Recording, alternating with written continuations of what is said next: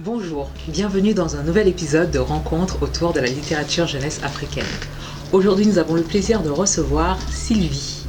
Donc Sylvie qui est membre de l'association Lusophonie, une association basée ici à Pau. L'association Lusophonie a pour but de promouvoir les cultures lusophones. Donc ça peut être des événements autour du Portugal, du Brésil, de l'Angola, ou autres pays lusophones en fonction des envies, des bénévoles qui se présentent. Voilà, c'est très, très vaste, on peut faire beaucoup de choses. Petite sélection qu'on a de livres en portugais, tous édités chez Paias Éditions. Donc moi je vais vous présenter ce livre, qui s'appelle Seis Pequenos Contos Africanos, donc 6 petits contes africains. Il a été écrit et illustré par Raoul Lodi. En fait, ce n'est pas une invention de Raoul Lodi, ce sont des contes qui se sont transmis de génération en génération, qui viennent de peuples africains qui sont arrivés au Brésil pendant l'époque de l'esclavage et qui ont gardé un peu leur identité, leur tradition, leur légende, et ont transmis à leurs enfants ces histoires qui sont des descriptions, des informations autour de dieux qui venaient donc des croyances de ces peuples africains. J'avoue que grâce à ce livre, qui est destiné aux enfants, aux adolescents, mais qui est aussi très intéressant pour des adultes, j'ai découvert beaucoup de choses et j'ai même après fait des recherches un peu sur internet parce que ça m'a donné envie d'en savoir plus. Et j'ai trouvé par exemple que le 23 avril, qui est donc la Saint-Georges sur le calendrier chrétien, au Brésil était célébrée la fête de Ogum, donc qui est un des personnages présentés dans le livre. Donc je fais un appel, j'aimerais savoir un peu plus si des gens ont été témoins de cette fête au Brésil, de savoir comment ça se passe. Donc je fais un appel, si jamais on a besoin de vous pour améliorer. Les gens sont témoins, connaissent un peu plus. Pour enrichir, oui, pour nous faire découvrir tout ça. Mais justement, parmi tous ces contes, est-ce qu'il y en a eu un que tu as le plus un spécialement, je ne sais pas, mais il y a des choses qui m'ont un peu interpellée. Par exemple, dans le premier conte qui parle de la création du monde, on voit la présence d'un serpent. Et donc le serpent, on le retrouve aussi dans la création du monde version chrétienne, mais ils n'ont pas du tout le même rôle. Et c'est ça qui m'a un peu interpellée, parce que dans la relation du serpent avec Adam et Ève, bon, il n'a pas un rôle très positif, alors que là, c'est carrément lui qui fait tourner le monde. En fait, il tourne sur lui-même, il se mord la queue, il tourne sur lui-même, et c'est ce mouvement qu'il fait qui fait que le monde peut continuer à être monde. Il s'appelle Da. Si Da décide de ne plus tourner, de s'arrêter, le monde s'arrête. Il n'y a plus d'arbres, plus de plantes, plus d'animaux, tout fini. Donc j'ai trouvé ça assez fort que ce serpent soit si mis en avant, si vénéré. Surtout quand tu fais sacré.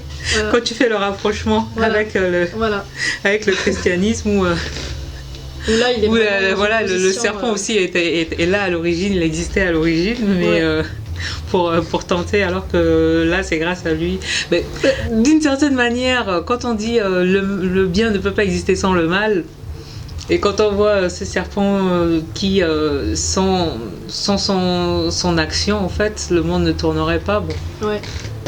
Ça peut aussi se rapprocher. Hein, voilà, en tout cas, j'aime bien de faire j'aime bien l'idée de faire le rapprochement. C'était intéressant de voir plusieurs points de vue, plusieurs rôles pour un même animal. Ensuite, ce qui m'a beaucoup plu aussi, ce qui m'a beaucoup intéressé, c'est que ces contes touchent des sujets universels. Parce que, par exemple, il part de la chasse, par exemple ici, au troisième conte, Odé le chasseur, mais il montre la chasse comme quelque chose qui est nécessaire pour l'alimentation. Il ne parle pas du tout d'un plaisir, voilà, d'un plaisir ou d'un loisir comme on pourra entendre ici. La fonction première, c'est pour clair. Se nourrir. Voilà. Différents thèmes sont abordés au fil de chaque conte, on découvre un nouveau thème. Alors là, moi je trouve que les illustrations, elles sont super. J'aime beaucoup celle-ci. Elles sont, c'est très coloré. Ouais. Les illustrations font un peu, on est plus genre dans, j'ai failli dire dans l'abstrait, mais c'est très mélangé en fait. Des fois on dirait juste des symboles. Là, le conte avec Ogum, il parle de Ogum qui est un peu le maître du métal. Il sait transformer les métaux en des objets utiles pour nous, des armes aussi pour se défendre, mais pas pour faire la guerre à outrance. Il dit bien que les enseignements d'Ogum, c'était de cultiver la terre, de fabriquer des objets en métaux qui peuvent faciliter la vie de l'homme, et qu'après l'homme a interprété des choses ou a préféré. Donc le dieu c'est Ogun. Oui. Et il a mis à disposition des hommes un savoir, mais les hommes l'ont utilisé pour... Voilà. Il met après que les hommes ont préféré former des armées, par exemple, plutôt que d'occuper la terre pacifiquement. Voilà, c'est des thèmes vraiment très... il y aurait beaucoup à dire et à penser sur chaque conte de ce livre. Bon. Je découvre plus ou moins en même temps que vous le contenu détaillé, parce que c'est en portugais. Voilà, le pourcentage de ce que je vais comprendre en portugais ne me permet pas de pouvoir bien parler de ces livres. Après, on t'accueille pour les cours de portugais, parce qu'avec l'usophonie, il y a des cours de portugais. On organise des cours de portugais. Je prends note.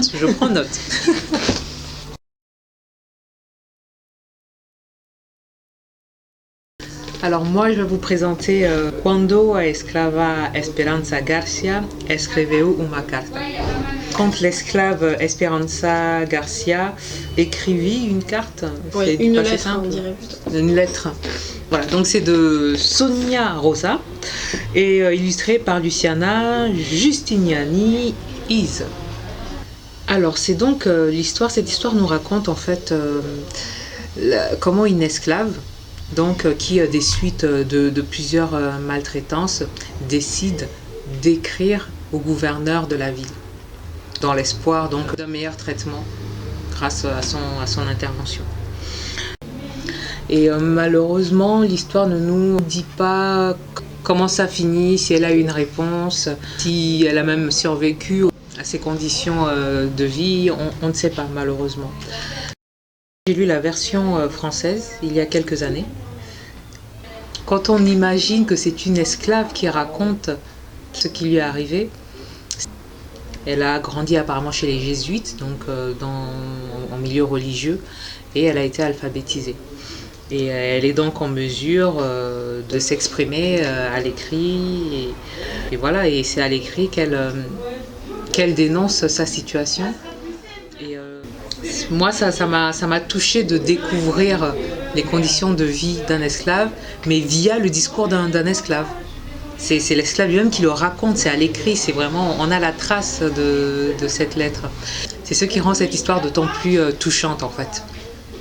Et moi, ce qui m'a marqué aussi, c'est qu'on ait pu avoir trace de cette lettre qui a quand même été écrite en 1770 et qui est conservée maintenant au Portugal dans des archives et qui a fait rentrer le nom de cet esclave dans l'histoire avec un grand H, parce que c'est quand même la première lettre de ce style, puisque les esclaves étaient malheureusement analphabètes pour la plupart, donc pas du tout en mesure de faire ce genre d'action.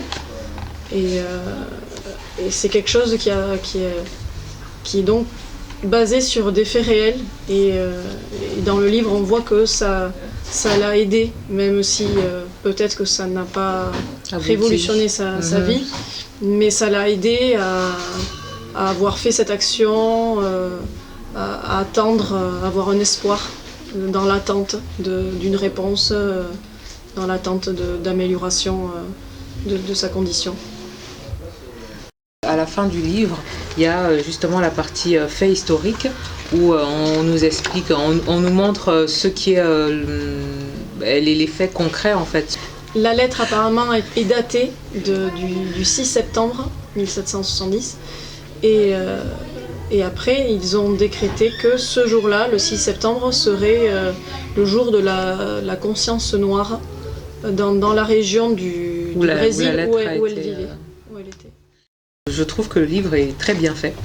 J'apprécie les illustrations. Alors, il n'a pas l'air d'être le plus esthétique au premier abord, mais je ne sais pas pourquoi.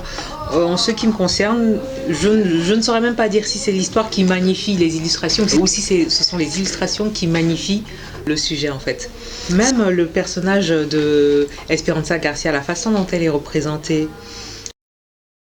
Là, par exemple, moi je trouve que ça fait un peu, son visage fait un peu Picasso, par exemple. Oui, c'est vrai. Donc je dirais pas abstrait, mais c'est vrai qu'elle a un style de dessin par moment, par l'expression du visage, qui rend le personnage d'Esperanza Garcia encore plus parlant en fait.